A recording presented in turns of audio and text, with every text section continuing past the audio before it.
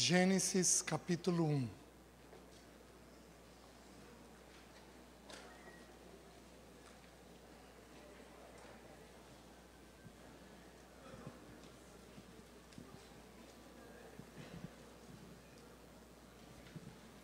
Quem não esteve aqui ontem, levanta a mão, por favor.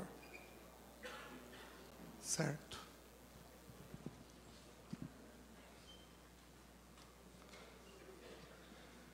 Queridos, o texto que nós acabamos de cantar, ele é por si só maravilhoso.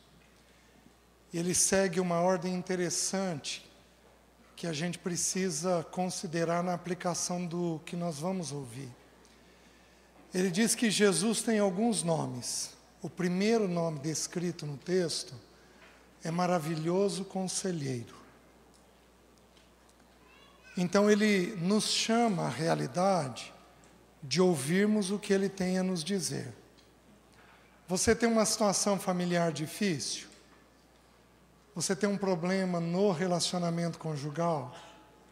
Você tem um problema com tua esposa ou com teu marido? Você tem um problema com filhos? Você tem um problema com pais? Ele tem um conselho para te dar. E é um conselho maravilhoso. É o primeiro nome dele. Depois diz que ele é um Deus forte. O que significa? Significa que ele tem poder para resolver o que você precisa. Ele vai te apresentar o princípio, e você tem que tomar nesse princípio um maravilhoso conselho. Mas você tem que lembrar que ele tem poder para fazer o que é necessário na tua situação. Porque tem algumas situações que nenhum de nós tem como tocar. A gente depende de uma visitação do Senhor. A gente depende de um toque do Senhor. Mas não apenas isso. Ele não é só um maravilhoso conselheiro e um Deus forte. Ele é um Pai. E um Pai que vai cuidar de você de agora até a eternidade. Então, o que ele propõe de conselho para você é para salvação, para você e para os seus. E é uma salvação eterna que ele tem. E a última coisa que ele é para nós, de acordo com o texto, que é o que todos nós almejamos, ele nos visita no nosso lar com paz. Ele é o príncipe da paz. Para chegarmos no ponto de termos o príncipe da paz, precisamos passar pelo maravilhoso conselho, pelo Deus forte, pelo Pai da eternidade, para alcançarmos a paz que nós temos necessidade no nosso ambiente. Amém? Que, como foi dito ontem, que nós sejamos cooperadores com Ele. Que o Senhor não encontre em nós resistência ao ouvirmos os princípios dEle. Amém? Nosso combinado é de que não vale ministério do cotovelo. A porção não é para o seu parceiro. A porção é para você. Se você desconfiar que é para o seu parceiro, ore. Porque não é por muito falar, mas é pelo poder de Deus em nós. Então vamos levantar um clamor por nós, por mim, por vocês, aí de 2 em 2, 3 em 3, vamos todos nós levantarmos um clamor agora, por esse tempo que nós vamos ter. Oh, aleluia, Senhor, louvado seja o teu nome. Levantamos a nossa voz em oração, dizendo que só o Seu Espírito Santo pode nos socorrer. Nós não temos capacidade de entender a Tua voz, muito menos partilhar a Tua palavra. Precisamos da ajuda do Teu Espírito Santo. Por isso, visita-nos com o poder do alto.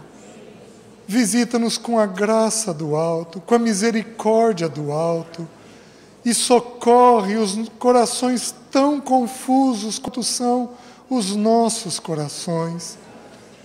Se torna um maravilhoso conselheiro para nós, o Deus forte, o Pai da eternidade, o Príncipe da paz. Se torna esse Deus nas nossas vidas nessa tarde. E ao abrirmos a Tua palavra, vem sobre nós. Nós clamamos por isso. Guarda as crianças que estão reunidas, os professores, os jovens que estão nos servindo. Guarda todos eles. Abençoa a mente das irmãs, a mente dos homens, desde o mais frágil até aquele mais forte, mais resistente, desde o mais imaturo até o mais maduro. Abençoa as nossas mentes, abençoa as nossas emoções, para que nós possamos sair daqui edificados pelo Senhor. É a nossa oração, em nome de Jesus. Amém, Senhor. Amém. Meus queridos, eu vou começar a partilhar com os irmãos princípios de Deus para o casamento, né? A Bíblia ela é rica de princípios. O princípio de Deus, ele é como uma faixa na estrada. Imagina uma rodovia e aquelas faixas pintadas. Meus queridos, aquelas faixas beiram o ridículo, porque você passa por cima dela com a maior facilidade. Mas se você tiver respeito por ela, ela te protege de acidentes gravíssimos. Assim são os princípios de Deus para o casamento e para a educação de filhos. Eles são coisas que às vezes nós consideramos ridículas. Nós consideramos nada. Às vezes podemos considerar até desnecessárias. Porém, Deus estabeleceu princípios porque Ele é um Pai. Ele estabeleceu princípios com a determinação de nos proteger, a nós e aos nossos filhos. Se ouvirmos e entendermos os princípios, somos preservados ao longo da nossa vida conjugal. Se desobedecermos, vamos correr um sério risco de dar uma trombada, algumas fatais, sem condições de recuperar o dano que foi feito. Então, quando nós estudamos os princípios de Deus, nós temos que ter isso em mente. Eles não podem ser desconsiderados. Mas isso é um lado. O outro lado que nós temos que entender é que tudo nesta vida deveria apontar para a pessoa de Cristo. Alguns de nós, não dos que estão aqui, porque aqui estão só os casais, mas alguns dos jovens dessa reunião, Deus não vai casar. Porque Deus quer apontar a vida de Cristo dentro deles através de uma vida só. Mas Deus casou. Por quê?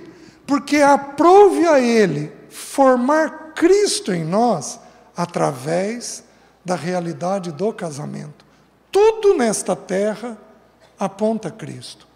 Uma árvore que foi criada, o ar que foi criado, as coisas invisíveis que foram criadas, Colossenses nos diz que tudo que há no céu e na terra, no céu uma nuvem, na terra uma árvore, as visíveis e as invisíveis, você é uma coisa visível, a invisível, o ar, as ondas sonoras, a gente não vê. A Bíblia diz que os principados e as potestades, os demônios, foram criados por Ele. A Bíblia diz que tronos e soberanias, trono, a rainha da Inglaterra, uma soberania, um governo forte, Hitler, um governo temporário, aqui na Venezuela, uma soberania momentânea, tudo foi criado por Ele, por meio dEle e para Ele. O casamento foi criado para Ele, para revelar Ele a nós. Então, por que Deus casa alguns de nós? Para que a gente descubra a pessoa de Cristo dentro do casamento. Para que a gente veja a beleza da união de Cristo com a igreja. O homem nas Escrituras sempre tipifica Cristo. Então, nós homens, ao amarmos nossas mulheres, nós temos o bendito princípio de aprender da pessoa de Cristo, de aprender que nada é mais importante para nós do que a nossa esposa, do que aprendermos que nada é mais importante do que instituirmos uma casa para Ele, não apenas a esposa, mas uma casa, filhos, para a glória dEle, até porque Deus também se revelou na figura de um pai e de um filho. Então Ele nos dá filhos para nós aprendermos quem Ele é, na pessoa do Pai, quem nós devemos ser, na pessoa do Filho. Tudo aponta para Cristo. A mulher sempre vai representar a igreja.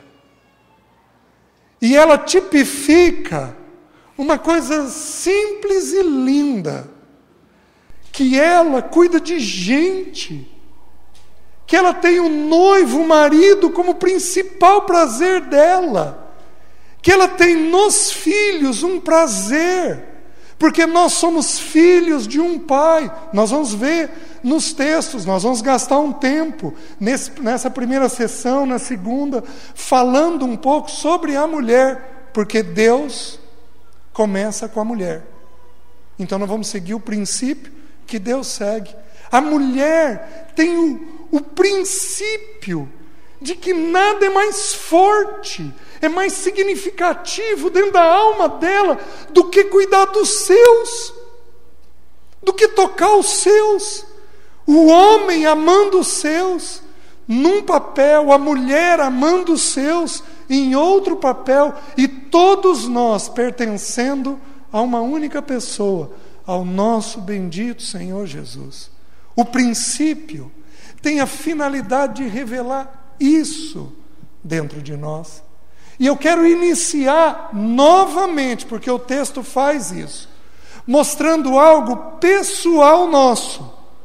Antes de falar do casamento, Deus vai mostrar algo pessoal nosso, algo íntimo nosso.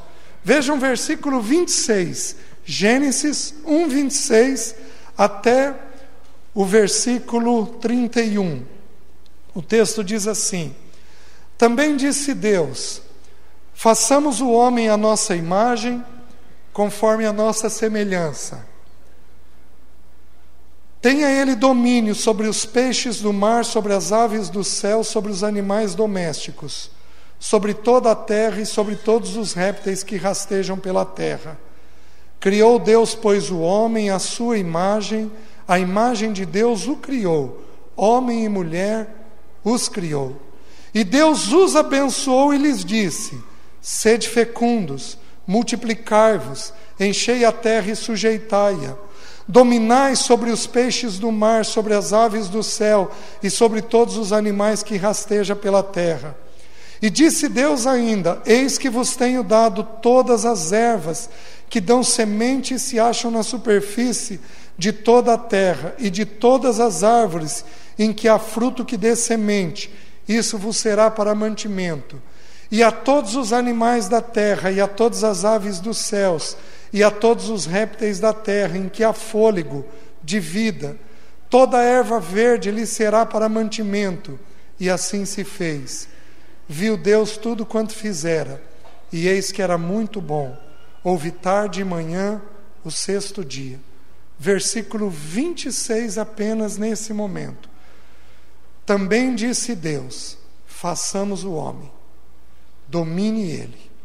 Deixa eu explicar algo para os irmãos. Para entender quem nós somos, nós temos que entender o dia que nós fomos criados. O capítulo 1 de Gênesis mostra a criação do homem e da mulher em conjunto. O capítulo 2 de Gênesis mostra a criação do homem e da mulher em separado.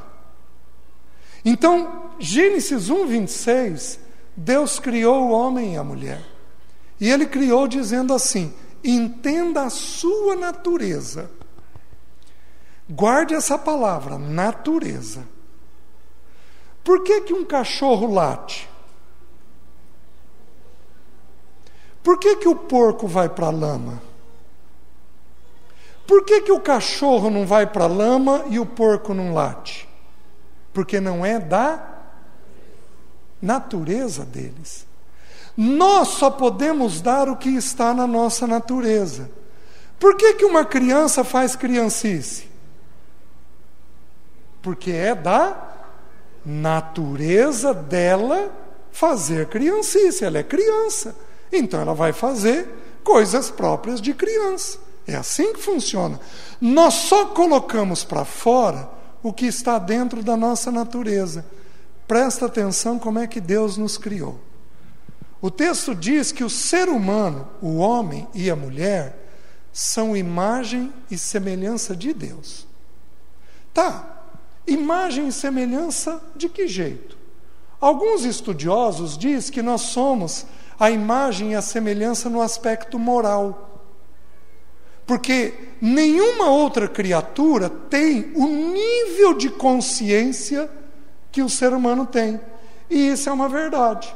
Porém, eu vou aplicar segundo o meu entendimento que eu estou vendo no texto. Olha a nossa natureza. O texto diz assim: onde nós somos imagem e semelhança de Deus? O texto diz assim: façamos o homem. Quantos estão fazendo o homem e a mulher? 3, porque está no plural. Deus Pai, Deus Filho e Deus Espírito estão criando o ser humano. Então, primeira coisa que o ser humano é imagem e semelhança de Deus. O ser humano imita a Deus em relacionamento. Deus nos criou com a natureza relacional. Vocês estão me entendendo? Diferentemente da grande maioria dos animais, nós temos 3 animais de uma inteligência diferenciada. Eu não me lembro do terceiro, eu me lembro de 2, que é o cavalo e o cachorro. Eles têm uma inteligência diferenciada. Eles vão se relacionar um pouquinho mais, mas ninguém em toda a criação se relaciona como o ser humano. Então Deus te criou para se relacionar. Você está me entendendo? Então imagina o seguinte. Antes disso, o texto continua e diz assim: domine ele sobre as aves, os peixes e os animais. Segunda coisa, que nós somos imagem e semelhança de Deus. Nós fomos criados para o trabalho, para o serviço. O ser humano é essencialmente trabalhador. Isso está na natureza que foi plantada dentro de nós. Para os irmãos não acharem que eu estou exagerando no texto, quando Jesus veio ao mundo, ele foi reconhecido como o Filho de Deus e o Filho do homem. Filho, imagina que são 2 pernas. Filho significa que Jesus tinha relacionamento com o Pai. Jesus era relacional. De um jeito perfeito. Ele não era de mais, nem de menos. Ele tinha a medida exata de relacionamento. Mas Jesus também disse que ele é servo de Deus. Trabalho. Então Jesus também tinha a perna do trabalho. Então ele veio para nos servir nesta terra. Ele tinha as 2 coisas numa harmonia perfeita. Esta é a natureza de Deus plantada dentro de todos nós, todo ser humano.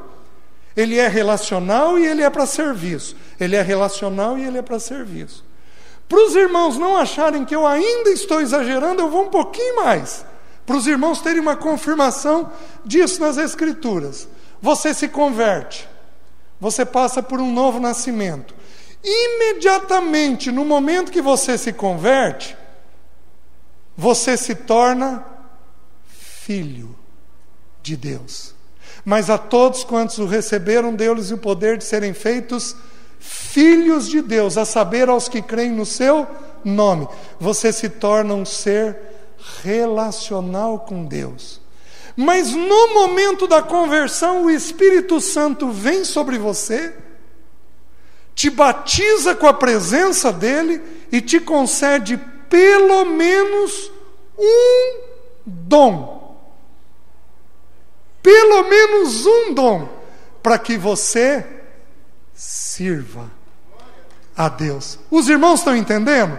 Então, você tem essas duas naturezas dentro de você. Então, imagina o seguinte: o César é a parte de cima do corpo.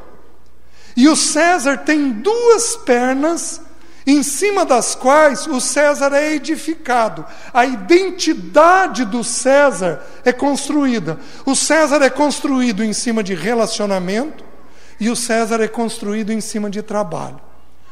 O problema é que Adão e Eva pecaram.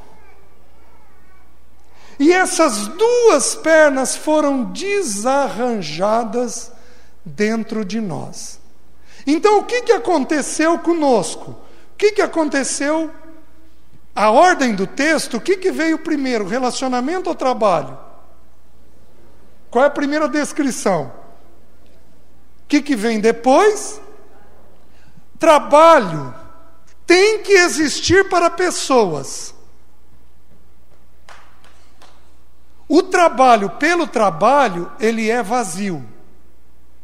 Trabalho tem que existir para pessoas. Se você trabalhar e isso não tiver como alvo pessoas, você desarranjou o conceito que Deus criou.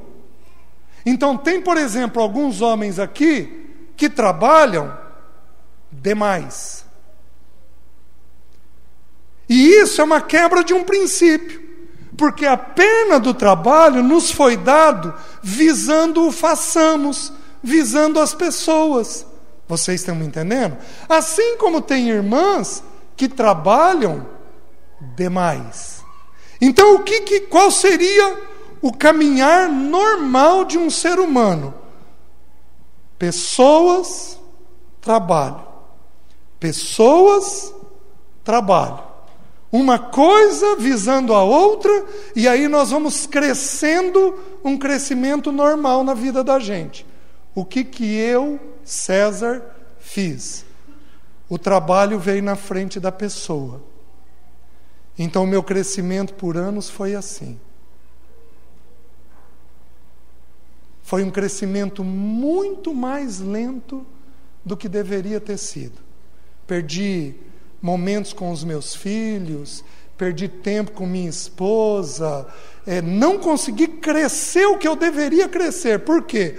Porque eu inverti. O primeiro estrago que o pecado fez é que ele inverteu a ordem, colocando o trabalho, o desempenho, na frente do relacionamento. Então o que acontece? Tem alguns irmãos aqui que são queridos, são amorosos, são afetivos, porém, a tarefa vem antes do outro. Ai meu Deus, o maridão está louco para namorar. Mas você tem a louça para lavar. Porque a tarefa vem antes do outro. Você não consegue dormir se todas as coisas não estiverem em ordem. Porque a tarefa vem em primeiro lugar para você. Então houve uma inversão na posição do que Deus ordenou. Está fazendo sentido até aqui? Porém, esse não foi o único estrago que o pecado causou. Qual outro estrago que o pecado causou? Alguns de nós temos problema na perna do relacionamento. Alguns de nós somos ultra dependentes do outro. A gente é meloso, sensível demais, precisa demais do outro. Eu tive esse problema. Eu era muito apegado, mas muito apegado. Eu cresci tímido, quieto, na barra da saia da minha mãe. Saí de casa aos 12 anos. Aos 16 comecei a namorar a Alessi e grudei nela. Sabe Jacó que era agarrador? Eu me tornei muito afetivo a ponto de cansar e sufocar. Então, um exagero na perna do relacionamento. Queridos, até remédio bom em dose excessiva mata. Afeto tem que ter limite. Porém, tem o inverso. Tem pessoas que se tornaram secas, objetivas, onde não consegue fazer um carinho no rosto, não consegue dar um abraço afetivo, não consegue pôr um filho no colo e fazer ele se sentir por toque plenamente amado. Não consegue fazer um carinho no parceiro, seja no marido, seja na esposa. Por quê? Porque alguns se tornaram tão judiados, tão machucados pelo pecado, que eles têm medo de se entregar. E se tornaram, então, objetivos demais no afeto. Os irmãos estão entendendo? Então, tem alguns de nós que têm uma perna de relacionamento grossa, a tal ponto que você se torna pesado, e tem alguns que quase não têm a perna, senão são coxos. Simplesmente não têm. Não conseguem ter afeto nenhum com os seus. E, queridos, isso quebra a realidade do que Deus quer fazer dentro de nós, porque nós precisamos dessa perna do relacionamento. Assim como nós temos problemas com o trabalho. Então, alguns têm dificuldade de assumir tarefas. Preste atenção. Deus te chamou e te deu tarefas. Goste você ou não, Deus te deu tarefas, que não é do teu parceiro.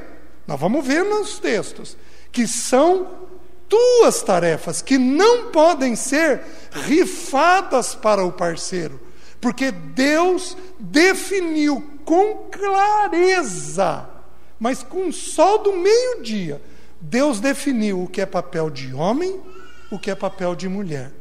Então, alguns de nós temos dificuldade de assumir tarefas, porém alguns de nós assumimos até o que não é nosso.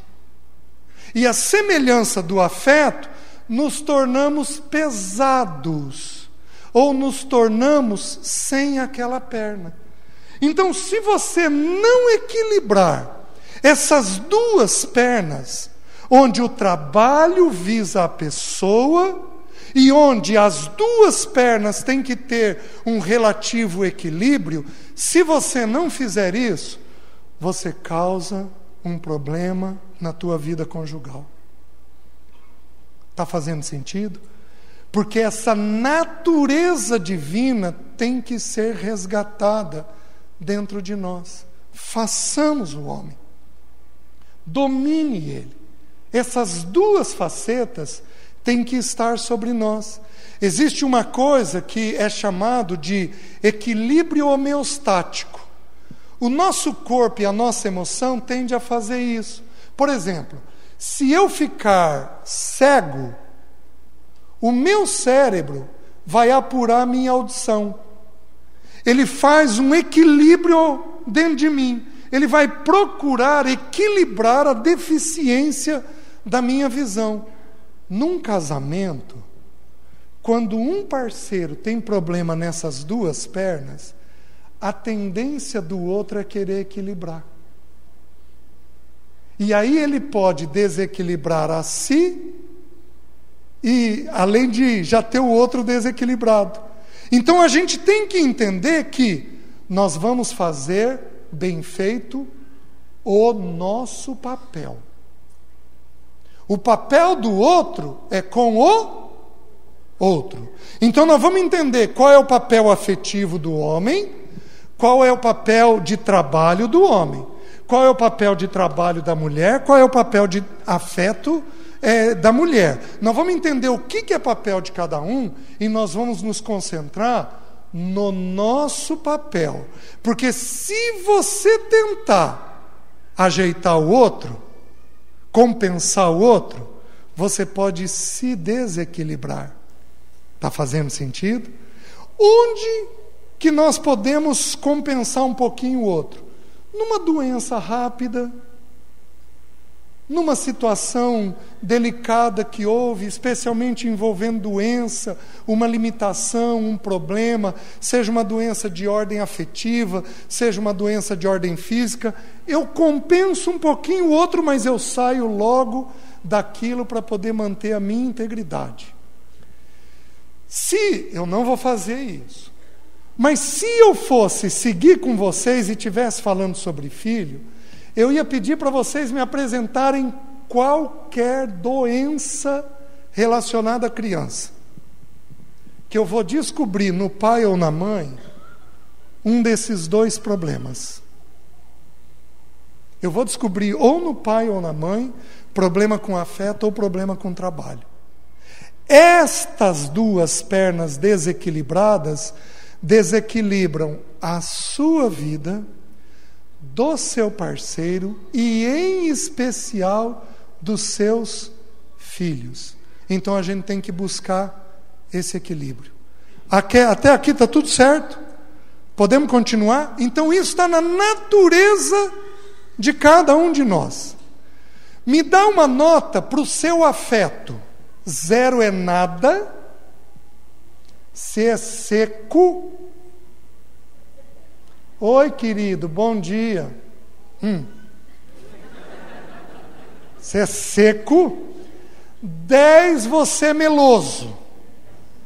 Me dá uma nota para o teu afeto. Deu? Fala com o teu parceiro aí do lado.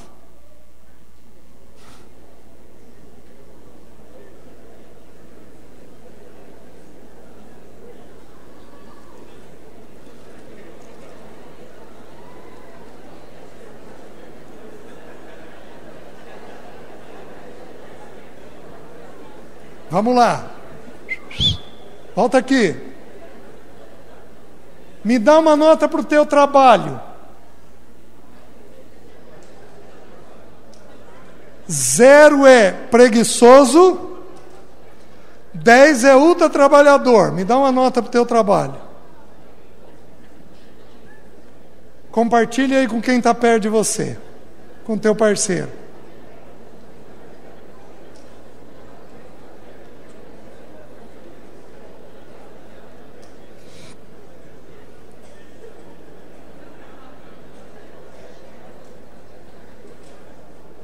Quem aqui teve abaixo de 3? Alguém?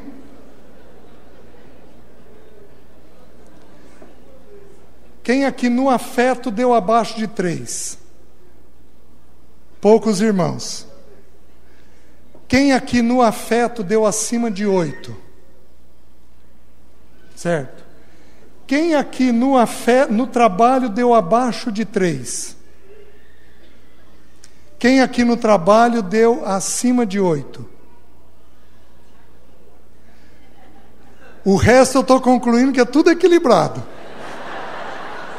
É mais ou menos isso? Eu estou meio desconfiado do resultado. Mas quem sou eu para dizer que os irmãos não são equilibrados, né? Em geral a doença é um pouquinho maior que isso, viu? Vamos seguir. Primeiro princípio é esse. Quando nós começarmos a falar de papéis, você vai ter que aplicar isso que nós acabamos de ver nos papéis. Porém, o texto diz uma outra coisa que nos é muito importante. Versículo 28 diz assim: E Deus os abençoou e lhes disse: sede fecundos, multiplicai-vos, enchei a terra e sujeitai-a. Versículo 29. E disse Deus ainda: eis que vos tenho dado. Meus queridos, está tudo no plural. Então, segundo princípio que é extremamente importante de nós compreendermos: o governo da terra é conjunto. Aqui nós temos um problema na tipologia, porque o casamento reflete Cristo e a igreja. O homem reflete Cristo, a mulher reflete a igreja. Porém, essa tipologia, ela é parcial. Deixa eu explicar para você por quê. Porque Cristo é perfeito e a igreja é imperfeita. O homem é imperfeito e a mulher é imperfeita. Então a tipologia não é plena. Cristo, ele é um marido perfeito. Ele sabe o que fazer e como fazer. Ele precisa do auxílio da igreja? Não. Porém, nós homens somos imperfeitos. Então Deus virou para Adão, entenda que o pecado ainda não havia entrado. Deus virou para Adão no capítulo 2 e disse: far-lhe-ei uma... Nós homens precisamos de uma mulher para nos ajudar. Sabe por que Deus te casou, homem? Porque sozinho você ia meter os pés pelas mãos. Então Ele nos casa para que nós sejamos auxiliados por alguém. As mulheres estão se sentindo muito importantes. Calma, que tem mais textos que vai abaixar a bola de todas vocês. Então Deus, Ele determinou que o governo da terra é conjunto. Qual é a terra sua? Sua família, seu dinheiro, seus parentes. Essa é a terra que Deus deu para vocês administrarem. Essa vida terrena que você tem aqui, sua casa, seu trabalho. Então isso precisa ser governado de forma conjunta. Vocês estão conseguindo me entender? Então, o governo, ele não é um ato solitário. Meus irmãos, quando eu comecei a ser ensinado de que o homem é o cabeça, mas eu fiz tanta coisa errada, mas tanta coisa errada, porque o homem é e o homem é o cabeça? É, mas o governo é conjunto? É. Eu, como disse o Paulo Bornelli, me tornei cabeçudo, ao invés de o cabeça. Queridos, eu tenho uma cena que me envergonha profundamente. Eu discutindo com a Alessi no carro, eu bravo, não tinha sido trabalhado pelo Senhor, meti a mão no painel do carro. Quando meti a mão no painel do carro, passou um irmão com o carro na frente, olhando. Pela graça de Deus, eu não sei mais quem é esse irmão, porque acho que eu morreria de vergonha dele. Nunca mais fiz isso. Deus me corrigiu no irmão, porque eu dei um mau testemunho para ele. Então, o governo nosso é conjunto. Então, qual é o valor? Este é o ensino das Escrituras. Há 100 anos atrás, a mulher não tinha quase direito algum. Esse é o ensino das Escrituras? Não. Hoje a mulher está sendo empoderada. Esse é o ensino das Escrituras? Não. Qual é o valor do homem e da mulher? Valor. Exatamente o mesmo. Há distinção de valor do homem e da mulher? Não. Há papéis diferentes? Sim. Então Satanás tem levado a sociedade tem empurrado a vida da gente ou para desconsiderar a mulher, o que é um pecado nas Escrituras, ou para ultraconsiderar a mulher, o que é um pecado nas Escrituras, porque nós somos dependentes um do outro. Quando você estuda, não abram, 1 Coríntios capítulo 11, diz que o homem é a glória de Deus, mas a mulher é a glória do homem. Opa, se eu olhar só esse versículo, dá para entender que o homem tem uma pontinha mais ali de coisa melhor, dá para entender isso, porém assim não é o que o texto está dizendo, porque o texto continua e diz assim: porém, o homem nasce da mulher, e um depende do outro, e todos nós somos de Cristo. O texto vai dizer, não é o homem independente da mulher, nem a mulher independente do homem, porém todos nós somos de Cristo. Então entendam, a nível de valor, o valor do homem é o mesmo valor da mulher. A nível de papéis, é completamente diferente. Deus definiu papel para o homem, Deus definiu papel para a mulher. Está fazendo sentido? E esta confusão de papéis tem trazido transtornos gravíssimos dentro das nossas casas, inclusive na sexualidade dos nossos filhos. É uma coisa tão interessante, meus queridos, é espiritual que eu vou dizer. Eu posso falar de papéis em qualquer lugar. Eu posso falar de papéis numa empresa. Eu vou ser bem aceito? Vou.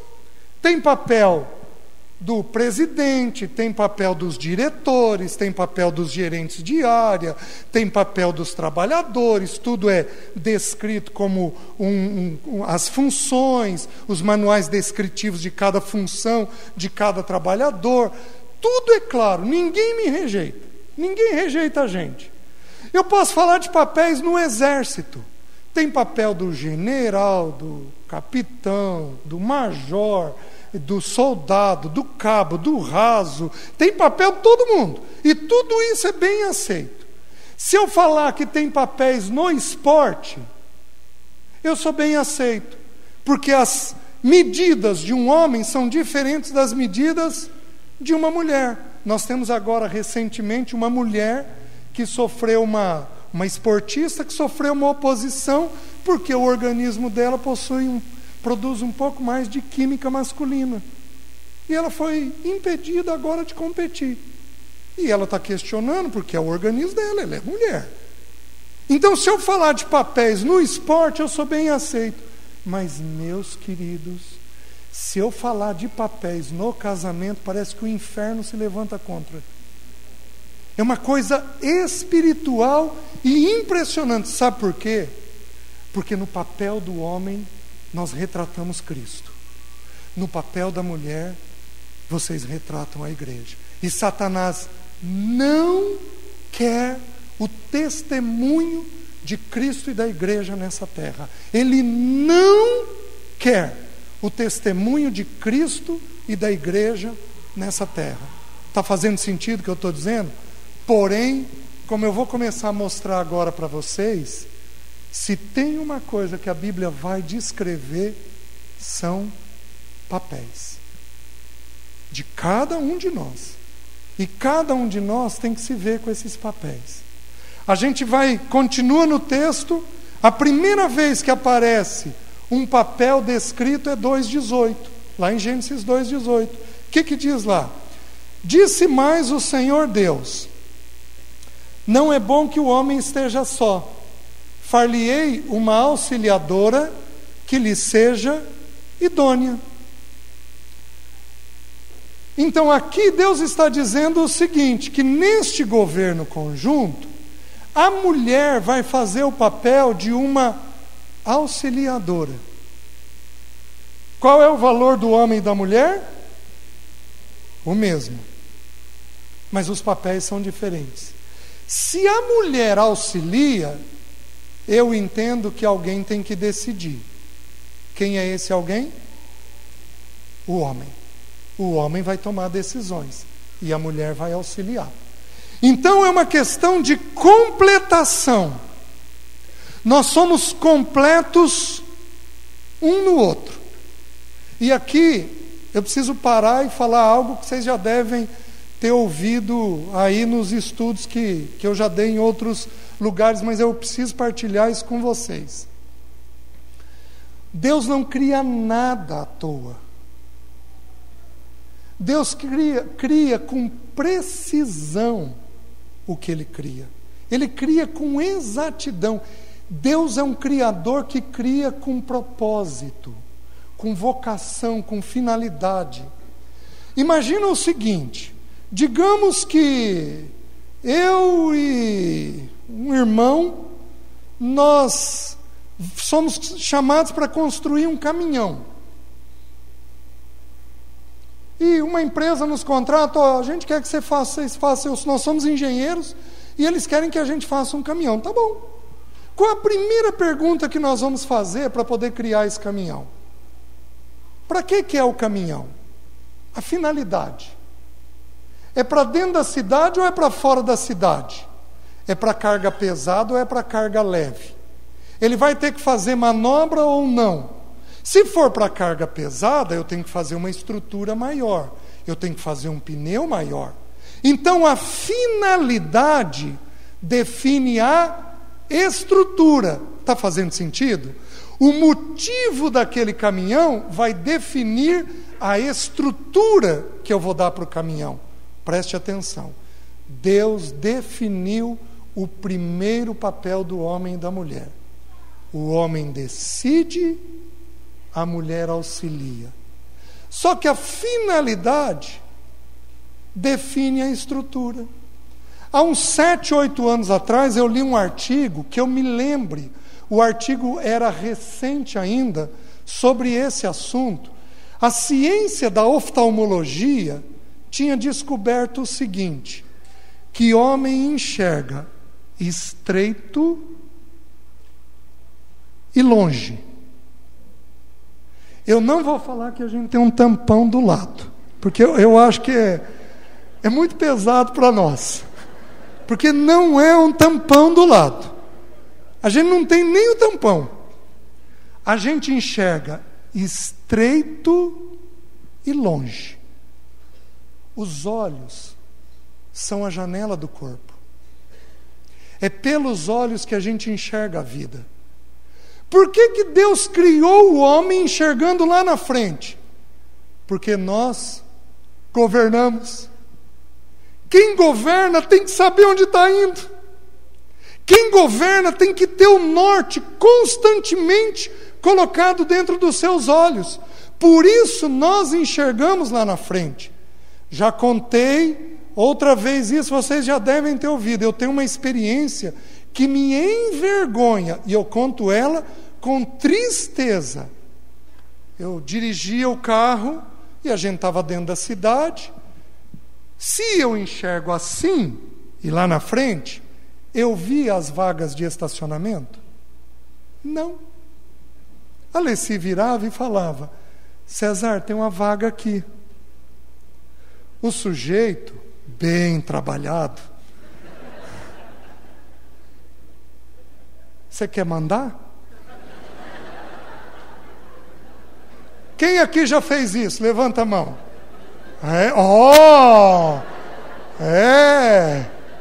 Tá vendo? Você quer mandar?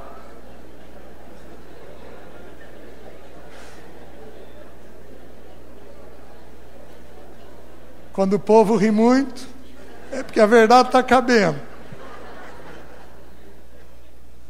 Meus queridos, eu pedi perdão para ela quando eu li esse artigo. Por que ela via e eu não? Porque a finalidade define a estrutura. Deus criou a mulher para auxiliar. Então, como que a ciência da oftalmologia descobriu que é a visão da mulher? Diz que a visão da mulher é curta e aberta. Mulher enxerga tudo que é imediato. Então vocês chegam para nós e apresentam 20 problemas no mesmo minuto. Por que, querido? Olha só o que está vendo. E vocês despejam aquilo. Por que vocês veem 20 coisas ao mesmo tempo? Porque Deus concedeu para vocês uma percepção que nós não temos. Queridos, o que eu estou falando é via de regra. Porque tem homem dentro de nós que é insensato e que não enxerga o norte. Assim como tem mulher dentro de nós aqui que é insensata, que ao invés de ver 20 problemas, constrói 40. Ela, além de não ver, ela agrava o que existe. Então, via de regra, eu estou dizendo como nós funcionamos. Porém, olha como que o governo é conjunto. Se o homem fixar lá na frente, ele pode ter tropeção em bobagem. Você nunca tropeçou no meio-fio? Numa pedrinha boba? Numa calçada desnivelada? Meus queridos, tem tropeção em coisa pequena que gera dano grave.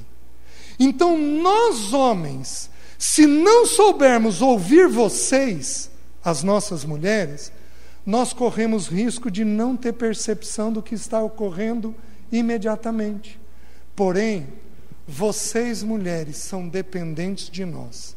Porque vocês abaixam a cabeça e olham tudo que é imediato e vocês perdem o norte. E vocês se desesperam. E algumas de vocês se afogam em 6 centímetros d'água. Vocês desesperam e fazem coisas erradas, porque vocês estão sobrecarregadas com aquelas informações que vocês estão vendo. O que é um governo conjunto? Um governo conjunto. Eu vou dar um exemplo nas Escrituras. O exemplo é claríssimo. O que é um governo conjunto? É um homem que ouve as 20 coisas que a mulher está trazendo. E ele acrescenta mais 2 que ele está vendo.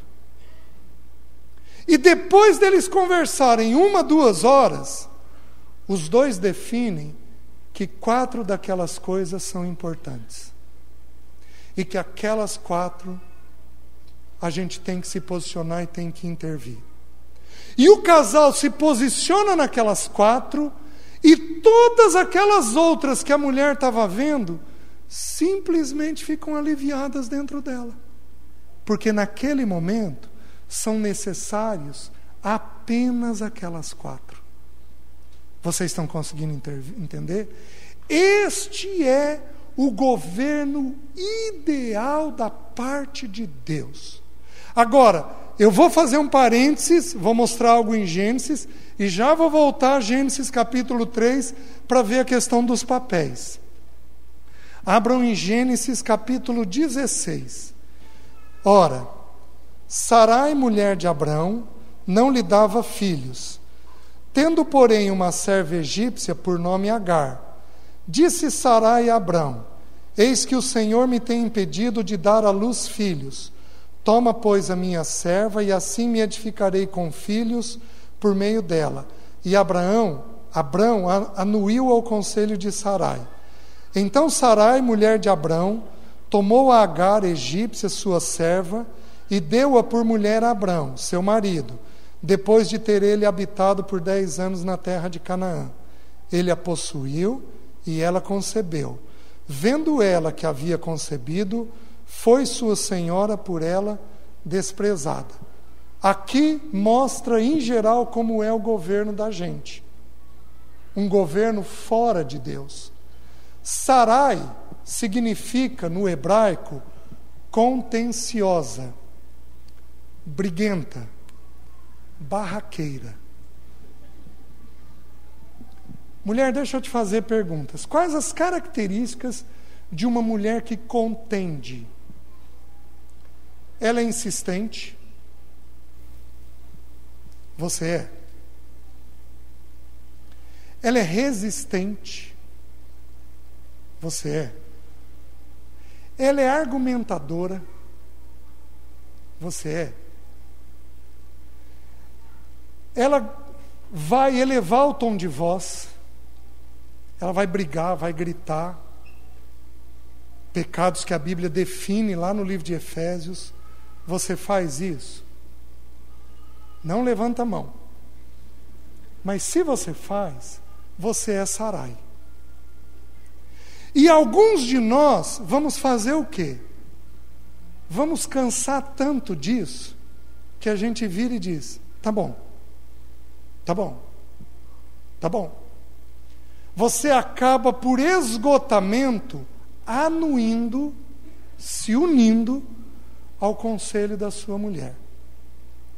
Isso trouxe para eles Ismael, que teve sim a permissão de Deus. A permissão. Ismael se tornou pai dos árabes. Nós temos o problema até hoje, em função disso daí. Então, Abraão atendeu a mulher dele numa coisa que ela não deveria ter dito, porque o Senhor havia dito que visitaria os dois com um casal, dando um filho para eles. Porém, vejam agora o capítulo 21 de Gênesis. Versículo 8. Olha o que as Escrituras nos dizem.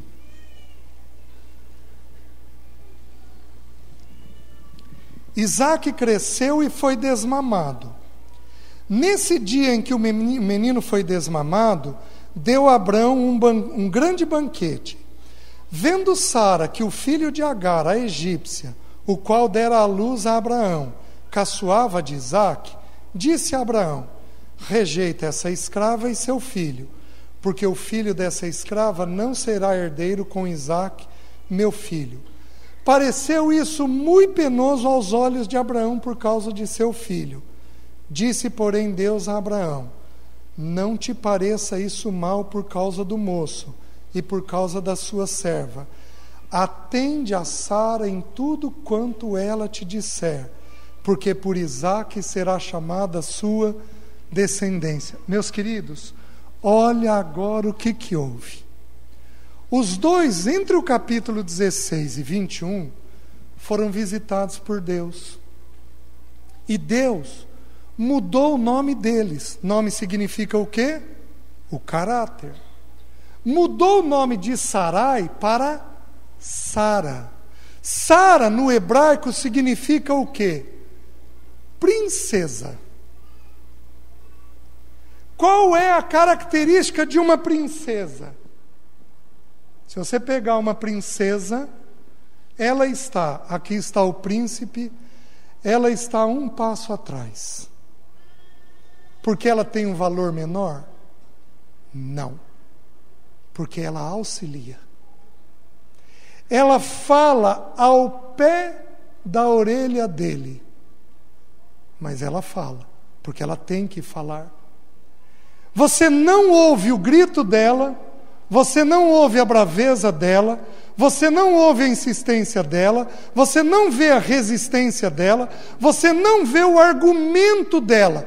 Você vê uma mulher poderosa, falando pouco e sendo ouvido muito. A mulher insensata fala muito e é pouco ouvida. E quando é ouvida em coisas que o marido não poderia ouvir. Então Deus transformou essa mulher, como mudou o nome de Abraão. E Abraão passou então a procurar a Deus em todas as coisas. Essa Sara agora, ela vive um problema. O filho dela tem cerca de 8, 10 anos de idade, mais ou menos. O irmão é mais velho, estava caçoando dele, zombando dele, Ismael. E aquela mulher dócil, lembra que ela é uma princesa, dócil, serena, segura. Ela foi uma mulher de Deus tão singular, mas tão singular, que a Bíblia ordena que as mulheres aqui se tornem filhas de Sara. De tão singular que ela se tornou. Esta mulher é uma princesa, mas ela é mãe. Ela se feriu com o desprezo que o filho estava recebendo. O que ela faz? Ela chega em Abraão, de que forma? Como uma princesa. Como Sarai, contenciosa? Não, como uma princesa. Ela não culpa Abraão. Abraão, também por que você foi me deixar te dar Agar? Tem mulher que faz isso, dá a sugestão e depois cobra a fatura ainda. Como é que você foi me deixar fazer isso? Onde é que você estava com a cabeça?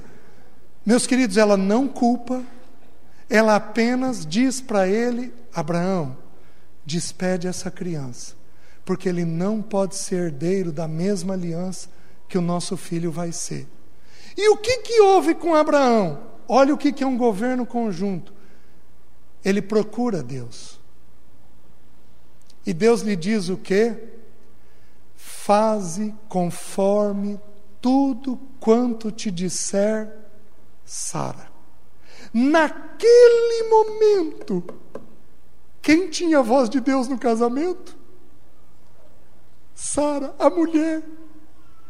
Apesar do governo ser de Abraão, ele precisava do entendimento da mulher. Isto é governo conjunto, onde a mulher auxilia e o homem vai procurar a Deus para entender se o que ela está vendo e o que ela está falando provém do Senhor. Os irmãos estão conseguindo entender? Meus irmãos, quando eu compreendi isso daqui alguns anos atrás, eu tomei uma decisão no meu casamento.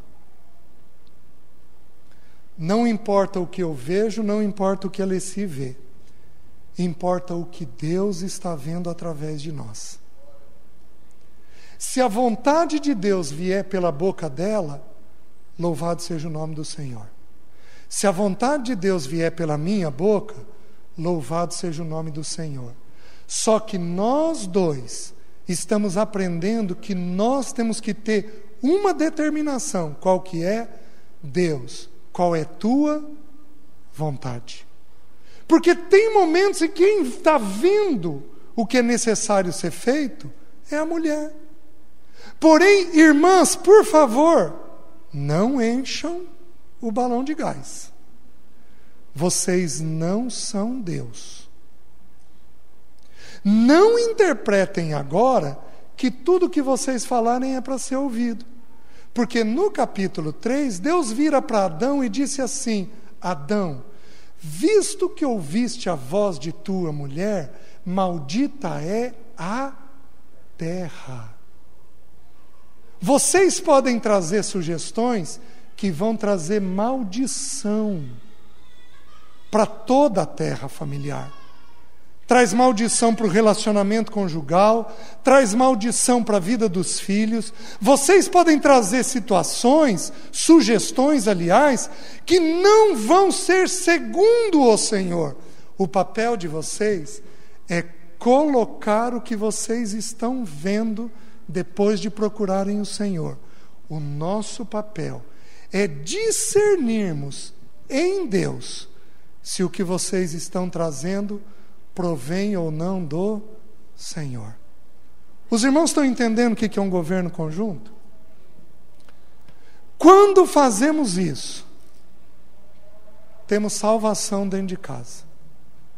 Minhas queridas, quantas vezes nós sugerimos coisas para vocês que são simples e bobas e são salvação para vocês? Porém, meus queridos irmãos, quantas vezes nós temos mulheres sensatas, equilibradas, que amam a Deus, que buscam a Deus, que têm impressões nos seus corações e nos comunicam, e nós simplesmente desprezamos. Então hoje eu estou numa condição. Alessi sonha, eu vou jejuar. Alessi me diz algo, eu vou gastar tempo de Deus. Hoje eu estou aprendendo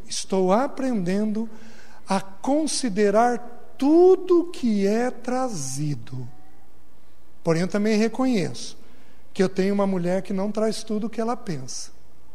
Porque tem coisa que ela pensa que é dela. Não é do Senhor. Ela já gasta um pouco de tempo diante de Deus para trazer aquilo mais filtrado. César, considera isso daqui diante do Senhor. Vê se esse não é o caminho que nós temos que seguir. E aí então, nós homens procuramos a Deus para discernir o que é para ser feito. Amém? Até aqui está entendido? Vamos parar. Segundo período, papel do homem e da mulher.